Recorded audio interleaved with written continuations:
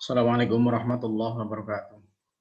Bismillahirrahmanirrahim. Alhamdulillahirabbil alamin. Wassalatu wassalamu ala asyrofil anbiya'i wal mursalin sayyidina maulana Muhammadin sallallahu alaihi wasallam wa ala alihi wa ashabihi ajmain. Amma ba'da. Materi yang selanjutnya adalah tentang kaidah khosoh yang kaitannya dengan fikih muamalah. Kita tahu bahwasanya materi ini adalah pecahan dari materi yang kaitannya dengan ibadah mahdhoh, terus kemudian ada yang ibadah ghair mahdhoh, dan itu termasuk diantaranya adalah muamalah. Oleh karena itu, karena ghair mahdhoh, maka cakupan masalah yang ada pada kaidah ini tentunya sangat banyak sekali. Karena ketika sesuatu itu ghair mahdhoh, maka begitu sesuatu itu tidak ada yang dilarang oleh nas, maka itu bisa masuk ke dalam bagian dari kajian tentang fikih muamalah ini. Kita memasuki pada materi kaitannya dengan fikih muamalah yang begitu banyaknya permasalahan dan begitu banyaknya kasus yang juga berkembang itu adalah suatu hal yang niscaya, ya. Karena memang yang kita tahu bahwa muamalah itu adalah bagian fikih yang cukup banyak berkembang, ya, dibandingkan ibadah, dibandingkan yang lainnya. Itu yang paling banyak berkembang itu adalah diantaranya adalah kaitannya dengan muamalah. Oleh karena itu maka penting ketika banyaknya permasalahan yang bisa jadi kita prediksikan ke depannya itu akan lebih banyak lagi kasus-kasus kaitannya dengan perkembangan muamalah, maka tentunya kaidah kaitannya dengan muamalah tentunya sangat penting bagi mahasiswa yang sedang menempuh mata kuliah atau juga jurusan yang kaitannya dengan muamalah. Penjelasan umum di bidang ibadah mahdhoh dan hukum keluarga,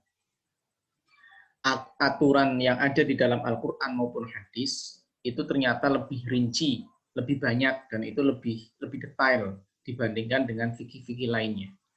Jadi fikih yang kaitannya dengan ibadah mahdhoh, kemudian tentang hukum keluarga Islam, ya, aturan yang ada di dalam Al-Quran maupun hadis itu lebih rinci dibandingkan yang lainnya. Akibatnya, dibanding fikih selain ibadah mahdhoh dan hukum keluarga Islam, ruang lingkup ijtihad itu menjadi sangat luas sekali. Dan materi-materi fikih sebagai hasil ijtihad para ulama juga sangat banyak. Ya, sehingga disinilah yang tadi saya sampaikan bahwa bagian yang muamalah itu adalah yang ghair mahdhoh. Yang ghair mahdhoh itu patokannya asalkan tidak dilarang itu boleh. Gitu. Sehingga niscaya menjadi sesuatu yang berkembang asalkan tidak melanggar syariat dan juga tidak ada dalil yang mengharamkannya, maka sesuatu itu sepanjang tidak ada yang mengharamkan, ya, tidak ada dalil yang membuat sesuatu itu dilarang, maka sesuatu itu akan terus berkembang dan menjadi boleh. Al-Quran dan hadis untuk bidang selain ibadah mahdhoh dan hukum keluarga hanya menentukan garis-garis besarnya saja, yang tercermin dalam beberapa dalil-dalil yang sifatnya umum, maqasid syariah, dan juga semangat ajaran kaidah-kaidah kuliah.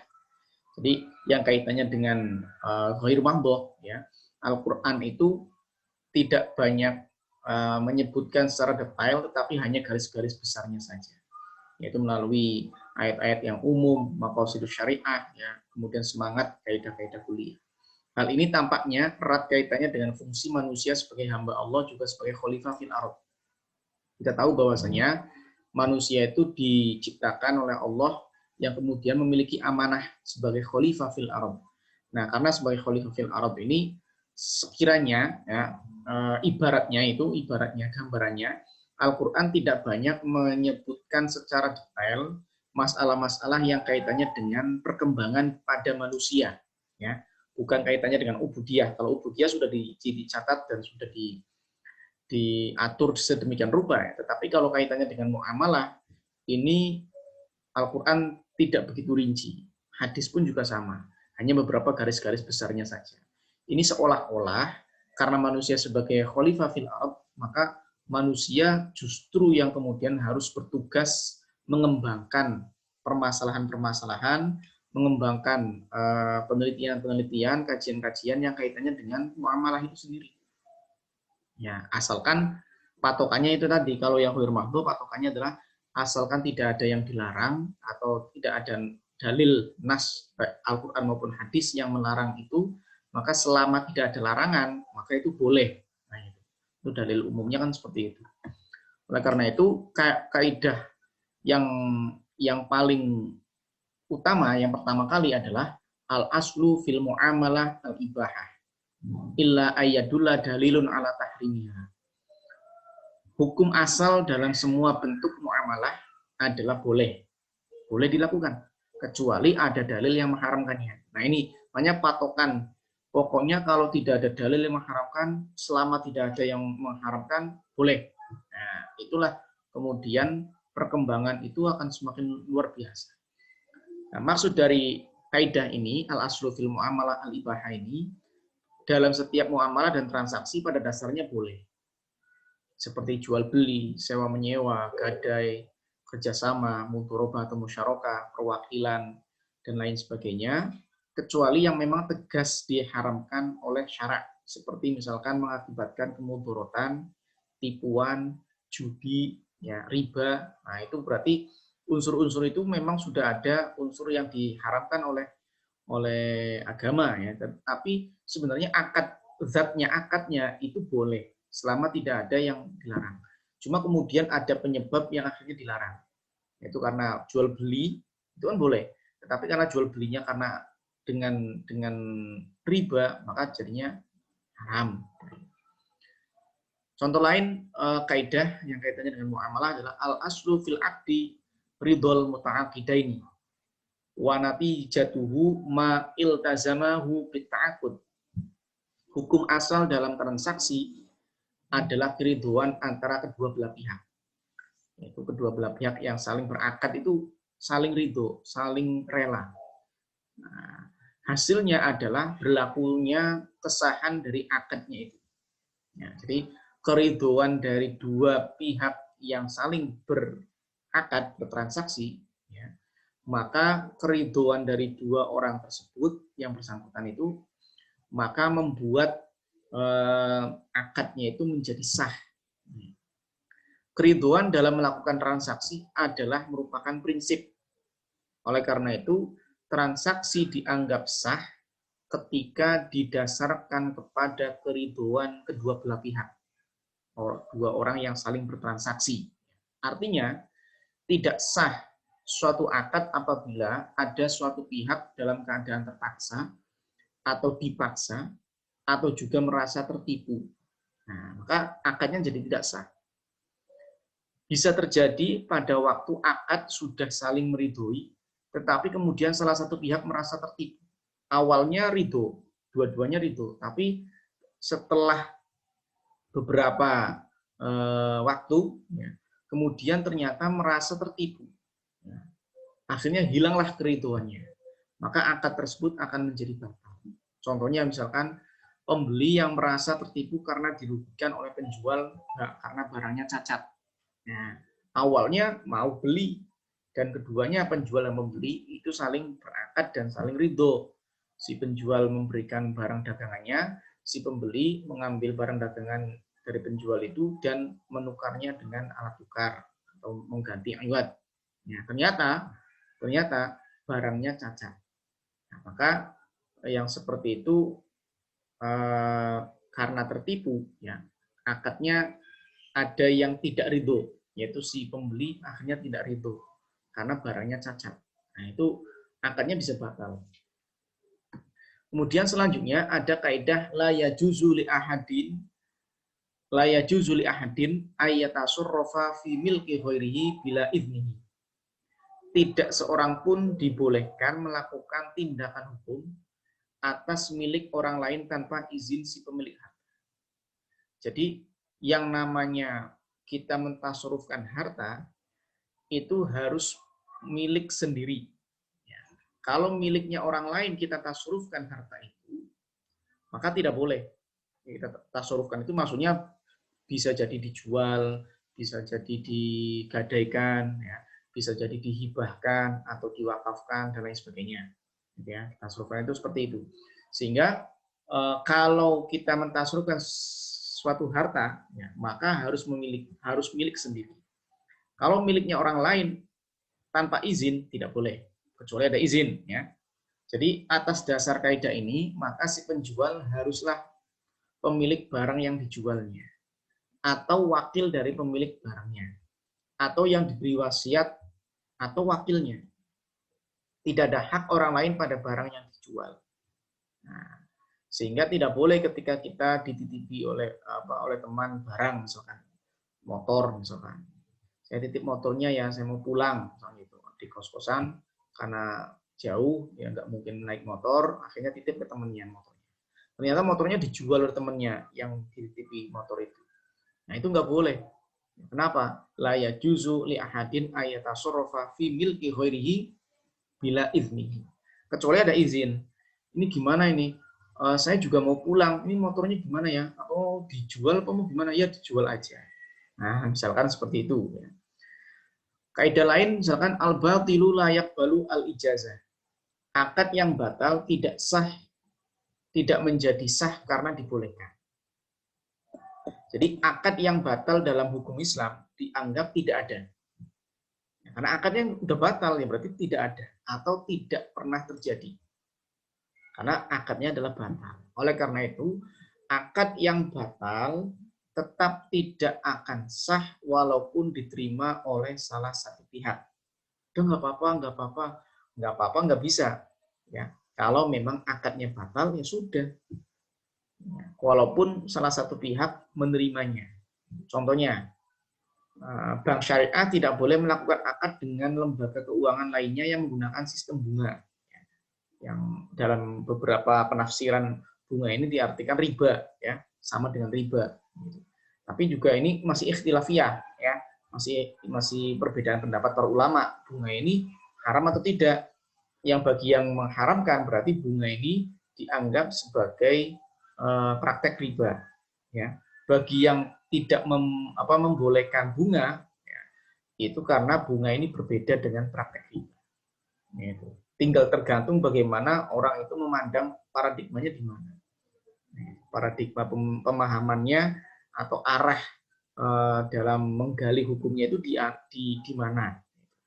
Tetapi bagi yang mengharamkan bunga, ya, sehingga kalau orang yang percaya bahwa bunga itu adalah bagian dari praktek riba, ya berarti kan haram bunganya, karena riba jelas haram. Nah, termasuk didukung oleh fatwa ini. Ya, fatwanya ini juga kadang itu ada fatwa yang tidak bahsul masailnya itu tidak begitu matang, ya.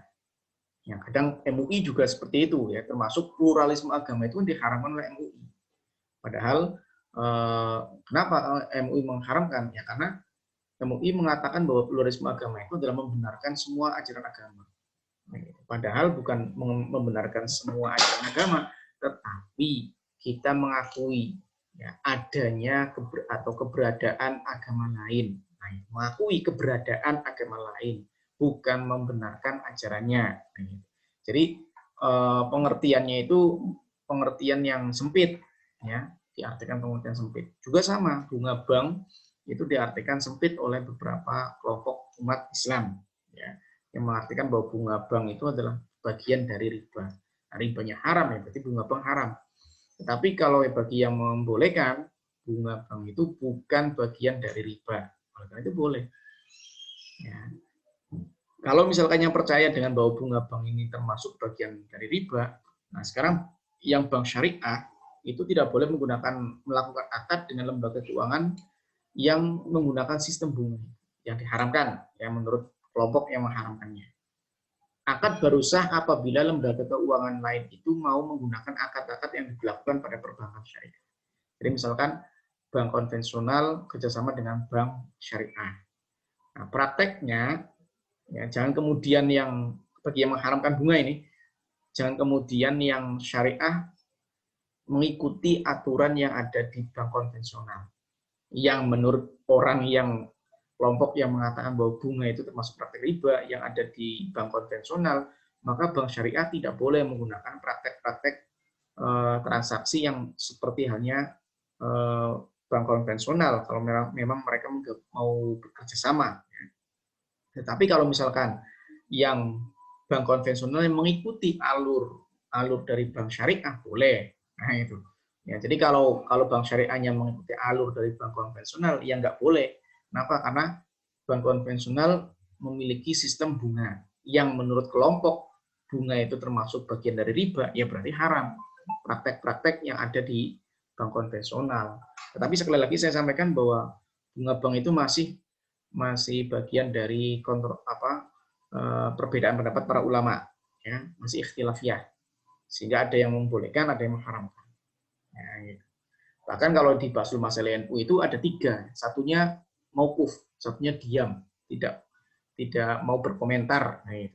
Yang satunya komentar haram, yang satunya tidak mau berkomentar, yang satunya boleh. Nah, itu. Nah makanya masih banyak pendapat para ulama yang kemudian kaitan dengan itu. Oleh karena itu tidak satu suara, ya ulama tidak satu suara. Oleh karena tidak satu suara, ya tinggal kitanya bagaimana mau mengikuti yang mana, alur yang mana kan itu. Ya. Kemudian selanjutnya al-ijazah al-lahiqah kal wikalah as-sabiqah. Izin yang datang kemudian sama kedudukannya dengan perwakilan yang telah dilakukan terlebih dahulu. Jadi pada dasarnya seseorang tidak boleh bertindak hukum terhadap harta milik orang lain. Jadi tidak boleh kita bertindak hukum terhadap harta milik orang lain tanpa seizin pemiliknya. Ya. Tetapi berdasarkan kaidah di atas al-ijazah al-lahiqah al-wikalah as-sabiqah, maka kalau seperti itu kaidahnya, apabila seseorang bertindak hukum pada harta milik orang lain dan kemudian si pemilik harta mengizinkannya, maka tindakan hukum itu menjadi sah. Tadinya dia melakukan tindakan pada harta milik orang lain. Sudah berjalan, kan nggak boleh itu, ya, karena tanpa izin. Nah, tiba-tiba di tengah perjalanan muncul izin yang baru datang. Maka izin yang baru datang itu sama halnya memberikan kedudukan kepada orang yang awalnya tidak mendapatkan izin, itu dihukumi sebagai wakil. Jadi kalau misalkan transaksinya itu ada sebelum adanya izin, berarti itu dianggap wakil, ya, karena izin yang datang setelahnya itu kedudukannya sama dengan perwakilan. Nah, jadi misalkan gini, ada orang dititipi motor tadi, si A dititipi motornya B, B menitipkan motor pada si A. Nah, si A menjual motornya si B, ya, sejam kemudian dan mau dibeli oleh seseorang si C mau membelinya, ya. Dalam 1 jam itu tidak ada izin dari si B, pemilik asli motornya. Tiba-tiba sejam kemudian, ya, padahal si C sudah mulai menerima, bahkan mau mentransfer misalkan uangnya gitu ya, sudah deal dengan si A, ya, bahwa motornya itu mau dibeli si C, ya, maka tiba-tiba si B ini memberikan izin kepada si A untuk menjual motornya kepada si C. Maka kejadian yang sebelumnya, yang awal, yaitu yang sejam yang belum ada persetujuan dari B, itu dianggap sebagai sesuatu yang sah. Ibaratnya itu adalah dia dihukumi sebagai wakil si A-nya, wakil dari si B, pemilik motor tadi. Gambarannya tadi, ya. Oleh karena itu, berdasarkan kaidah di atas, ya, apabila seseorang bertindak hukum pada harta milik orang lain dan kemudian pemilik harta mengizinkannya, maka tindakan hukum itu menjadi sah. Dan orang tadi dianggap sebagai perwakilan dari si pemilik harta. Kaidah lain, al-ajru wa doman la yajtami'ani. Pemberian upah dan tanggung jawab untuk mengganti rugi tidak bisa berjalan bersamaan. Maka pilih salah satu. Nanti siapa yang akan menang? Nah, ini di sini akan dibahas. Yang disebut dengan doman atau ganti rugi dalam kaidah tersebut adalah mengganti barang yang sama. Jadi doman itu adalah mengganti barang yang sama. Kalau barang tersebut ada di pasaran tentunya. Kalau tidak ada di pasaran, maka membayar seharga barang yang tidak ada di pasaran itu, ya, yang sudah dirusak itu. Nah, harganya berapa? Dibayarkan. Itu kalau doman. ya. Tetapi keduanya kumpul dengan pemberian upah, maka nanti tidak bisa kumpul antara tanggung jawab untuk mengganti rugi dan pemberian upah. Contoh seperti ini. Orang menyewa kendaraan penumpang untuk membawa keluarganya. Tetapi si penyewa menggunakannya untuk membawa barang-barang yang berat. Awalnya dia menyewa kendaraan untuk ditumpangi oleh anggota keluarganya. Awalnya seperti itu. Tetapi si penyewa menggunakan barang-barang, membawa barang-barang yang berat. Ya. Misalkan apalah yang sekiranya berat itu ya. Membawa barang-barang yang berat. Yang mengakibatkan kendaraan itu menjadi rusak. Kendaraan yang disewa itu menjadi rusak. Maka si penyewa harus mengganti rugi kerusakan tersebut dan tidak perlu membayar sewaannya. Bayar sewaan mobil itu kan mobilnya disewa ya, mobilnya disewa. Tetapi awal penyewaannya itu adalah untuk membawa penumpang anggota keluarganya. Tetapi ternyata membawa barang-barang yang cukup berat yang mengakibatkan mobil itu rusak. Ya, membawa barang-barang yang cukup berat yang mengakibatkan mobil itu rusak. Padahal awalnya sewanya adalah untuk membawa anggota keluarganya di mobil itu.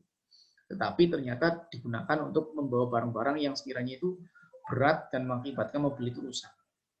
Maka si penyewa harus mengganti rugi kerusakan mobil yang diakibatkan oleh pembawaan barang-barang yang tadi yang muatannya itu melebihi batas ya, sehingga mobilnya rusak. Maka si penyewa harus mengganti rugi dan tidak perlu membayar sewaannya. Jadi sewaannya dianggap gugur, ya sudah dianggap cukup, diganti dengan ganti rugi. Inilah maksud dari kaidah al-ajru wad doman la yajtami'ani, bahwa pemberian upah ya, dari sewaan tadi dan tanggung jawab untuk mengganti rugi karena mobilnya tadi itu rusak, itu tidak bisa berjalan bersamaan. Pilih salah satunya. Al-kharaju bid-doman. Manfaat suatu benda merupakan faktor pengganti kerugian. Arti kata al-kharaj adalah sesuatu yang dikeluarkan, baik manfaat benda tersebut maupun pekerjaan. Seperti pohon mengeluarkan buah atau binatang mengeluarkan susu. Sedangkan ad-doman adalah ganti rugi.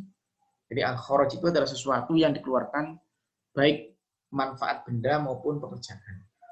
Jadi sesuatu yang baik yang dikeluarkan itu sesuatu yang baik. Sementara doman itu adalah ganti rugi. Doman itu ganti rugi. Contohnya seperti ini. Ada seekor binatang misalkan, dikembalikan oleh pembelinya dengan alasan binatang itu cacat. Si penjual tidak boleh meminta bayaran penggunaan binatang tadi. Mohon maaf, tadi Anda menggunakannya sudah seharian, ya. Maka saya minta bayaran dari penggunaan seharian barang itu, hewan itu. Ya, hewannya cacat. Ya.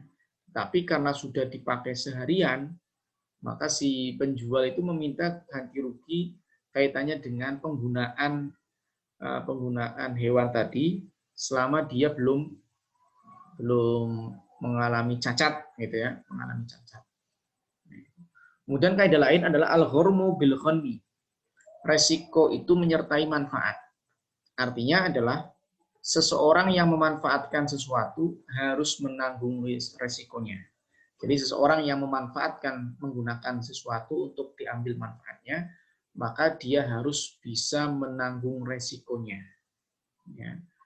Biaya notaris adalah tanggung jawab pembeli. Biaya notaris adalah tanggung jawab pembeli. Misalkan ada orang beli tanah, ya 10 ubin misalkan gitu. Nah ini kan untuk dicatatkan sebagai hak miliknya, maka dibutuhkan notaris. Nah notaris ini ternyata tidak kemudian sukarela, ya, ada bayarannya. Nah bayaran ini ditanggung siapa? Ditanggung si pembeli ataukah ditanggung si penjual? Maka yang seperti itu, ya biaya notaris, ya, itu nanti ditanggung oleh si pembeli, kecuali ada keridhoan dari si penjual untuk ditanggung bersama. Boleh? Ya, udah, ini nanti yang biaya notarisnya kita bagi dua saja, 50-50. Ya, misalnya gitu. Itu berarti boleh. Demikian pula halnya seseorang yang meminjam barang, maka dia wajib mengembalikan barang dan resiko ongkos-ongkos pengembaliannya. Ya, misalkan dia meminjam menyewa motor, ya. Ternyata motornya itu mogok di tengah jalan, misalkan itu, atau mobil lah, ya, mogok di tengah jalan. Yang kemudian dia mau mengembalikan motor atau mobil yang mogok itu di tengah jalan itu, mau dikembalikan lagi pada pemilik aslinya. Ya, maka yang demikian itu, ya, ketika seseorang meminjam barang, maka dia wajib mengembalikan barang dan resiko ongkos-ongkos pengembaliannya, termasuk pengiriman harta itu kepada orang yang memiliki aslinya. Ya, makanya itu harus dicatat, ya, harus diketahui kaitannya dengan transaksi yang model seperti itu. Berbeda dengan ongkos mengangkut dan pemeliharaan barang, maka nanti dibebankan kepada si pemilik barang. Kemudian selanjutnya ada sebuah kaidah idza batala asyai'u batala ma fihi dhumnihi. Apabila sesuatu akad itu dikatakan batal, maka batal pula yang ada di dalam tanggungannya. Ya. Jadi apabila suatu akad itu batal, maka batal pula yang ada di dalam tanggungannya. Contoh, penjual dan pembeli telah melaksanakan akad jual beli. Si pembeli telah menerima barang dan si penjual telah menerima uang. Ya. Kemudian kedua belah pihak membatalkan jual beli tadi. Maka hal pembeli terhadap barang yang menjadi batal dan hak penjual terhadap harta barang yang menjadi batal, artinya si pembeli harus mengembalikan barangnya dan si penjual harus mengembalikan harga barangnya. Ya, jadi ketika sesuatu itu batal, maka batal pula yang ada dalam tanggungannya. Dan ada lagi kaidah al-aqdu al-a'yan kal-aqdi ala manafi'iha. Akad yang objeknya suatu benda tertentu adalah seperti akad terhadap manfaat benda tersebut. Objek suatu akad bisa berupa barang tertentu, objeknya, misalkan jual beli. Dan bisa pula berupa manfaat, suatu barang seperti sewa menyewa. Sewa menyewa itu kan bukan milik kita, tidak memiliki harta yang disewa gitu ya. Tadi mobil ya, mobil yang disewa itu kita tidak memiliki mobil yang disewa itu. Tetapi hanya jasa atau manfaat dari mobil itu yang kita sewa. Tetapi zatnya mobilnya, bentuk mobilnya itu tidak. Ya. Jadi objek bisa berupa jasa, ya, seperti jasa broker. Ya. Maka yang seperti ini pengaruh hukum dari akad yang objeknya barang atau manfaat dari barang adalah sama. Dalam arti rukun dan syaratnya sama. Ya. Maka al-aqdu al-a'yan kal-aqdi ala manafi'ihha. Oleh karena itu, akad yang objeknya itu pada suatu benda khusus, maka adalah sama seperti halnya terhadap manfaat benda itu. Ada lagi sebuah kaidah, kullu ma yasihu ta'biduhu minal 'uqudi al-mu'awwadhati fala yasihu tauqituhu.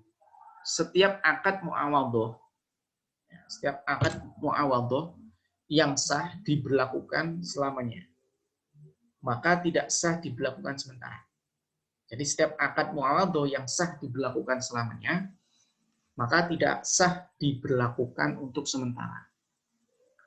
Akad mu'awadhah adalah akad yang dilakukan oleh dua belah pihak yang masing-masing memiliki hak dan kewajiban. Seperti jual beli. Satu pihak penjual berkewajiban menyerahkan barang dan berhak mendapatkan harga. Ya, di sisi lain, pihak lain, pembeli, berkewajiban menyerahkan harga barang dan berhak terhadap barang yang dibelinya. Dalam akad yang semacam ini tidak sah. Tidak sah apabila dibatasi waktunya. Sebab akad jual beli tidak dibatasi waktunya. Apabila waktunya dibatasi, maka jual beli tadi sewa menyewa jadinya. Ya, jual beli tadi jadinya sewa menyewa. Kemudian ada kaidah lagi al-amru bit tasarruf fi milkil ghairi batilun. Setiap perintah untuk bertindak hukum terhadap hak milik orang lain adalah batal. Maksud kaidah ini adalah apabila seorang memerintahkan untuk bertransaksi terhadap milik orang lain yang dilakukannya terhadap miliknya sendiri, maka hukumnya batal. Ya. Seorang kepala penjaga keamanan memerintahkan kepada bawahnya untuk menjual barang yang dititipkan kepadanya. Maka perintah tersebut adalah batal. Kaidah ini juga bisa masuk dalam kaidah fikih siasah apabila dilihat dari sisi kewenangan memerintah dari atasan kepada bawahannya. Kemudian ada lagi kaidah la yatimu tabarruk illa bil qabdi. Tidak sempurna akad tabarruk kecuali dengan penyerahan barang. Akad tabarruk itu akad yang dilakukan demi untuk kebajikan semata. Seperti hibah atau hadiah, itu kan tabarruk namanya. Bukan transaksi ya, bukan muamalah, tapi tabarruk. Semata-mata untuk kebajikan, untuk kebaikan saja, semata-mata untuk itu, bukan untuk keuntungan dan lain sebagainya. Ya. Maka yang demikian ini ya tidak sempurna akad tabarruk itu kecuali dengan penyerahan barangnya. Maka hibah tersebut belum mengikat sampai penyerahan barang dilakukan. Ada kaidah lain al-jawazu asy'ari yunafi ad-dhaman. Suatu hal yang diberlakukan oleh syarak tidak dapat dijadikan objek tuntutan ganti. Maksudnya adalah sesuatu yang dibolehkan oleh syariat, baik melakukan atau meninggalkannya, tidak dapat dijadikan tuntutan ganti rugi. Jadi sesuatu yang dibolehkan oleh syariat, baik melakukan atau ditinggalkan, tidak dapat dijadikan ganti rugi. Contoh, si A menggali sumur di tempat miliknya sendiri. Kemudian binatang tetangganya jatuh ke dalam sumur dan mati. Maka tetangga tadi tidak bisa menuntut ganti rugi kepada si A sebab menggali sumur di tempatnya sendiri dibolehkan oleh syariat. Kemudian ada lagi kaidah la yunza'u syai'un min yadi ahadin illa bihaqqin tsabitin. Suatu benda tidak bisa dicabut dari tangan seseorang kecuali atas dasar ketentuan hukum yang telah tetap. Jadi kalau masih berada di tangan seseorang dan kekuatan dan tidak ada hukum, ketentuan hukum bahwa itu miliknya atau bukan, maka tidak boleh dicabut dari tangannya seseorang. Kullu qabulin jaizun ayyakuna qabiltu. Setiap qabul atau penerimaan boleh dengan ungkapan saya telah terima. Ya, ini biasanya dijadikan sebagai ungkapan untuk menerima ijazah. Jadi ada ulama mengijazahkan doa misalkan. Ya, kemudian orang lain yang mendengarkan itu bilang qabiltu, saya terima ijazah ini. Nah, ibaratnya seperti itu. Jadi setiap kabul, setiap penerimaan barang dengan ungkapan saya telah diterima. Saya telah diterima. Maka berarti ada ungkapan seperti itu, ya. Maka berarti setiap penerimaan atau qabul tadi itu dengan ungkapan dapat dikatakan sah dengan ungkapan saya telah terima. Sesungguhnya berdasarkan kaidah ini adalah sah dalam setiap akad jual beli, sewa menyewa dan lain-lain. Akad untuk menyebut qabiltu, saya telah terima, dengan tidak mengulangi rincian dari ijab. Rincian ijab itu seperti saya jual barang ini dengan harga sekian dibayar tunai. Cukup dijawab dengan saya terima saja. Ya. Kemudian ada lagi contoh kaidah kullu syaratin kana min maslahatil aqdi aw min muqtadahu fa huwa jaiz.